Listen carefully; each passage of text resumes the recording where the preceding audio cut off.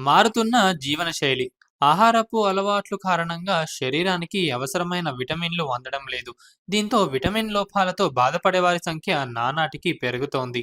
ఈ ఇబ్బందిని తప్పించుకోవడానికి మల్టీవిటమిన్ మాత్రలను వాడటం సాధారణంగా మారింది. అయితే మల్టీవిటమిన్ల వాడకం శృతిమించితే ప్రమాదమేనని నిపుణులు హెచ్చరిస్తున్నారు. సుదీర్ఘకాలం విటమిన్ మాత్రలు వేసుకోవడం క్యాన్సర్ను ఆహ్వానించినట్లే అని చెప్తున్నారు. సింథటిక్ విటమిన్స్ వాడకం వల్ల లంగ్స్, బ్రెస్ట్ క్యాన్సర్ ముప్పు పెరుగుతుందని పరిశోధనల్లో తేలింది. విటమిన్ లోపంతో బాధపడుతున్న వారికి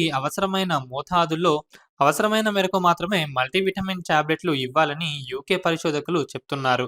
ఈ మాత్రలతో క్యాన్సర్ ముప్పు 30% పెరుగుతుందని వివరించారు.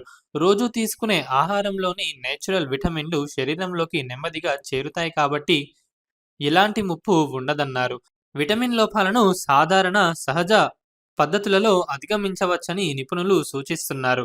తాజా ఆకుకూరలు, కూరగాయలు, పండ్లు ఉదయం పూట కాసేపు ఎండలో నిలబడడం వల్ల శరీరానికి అవసరమైన విటమిన్లు లభిస్తాయని చెప్తున్నారు.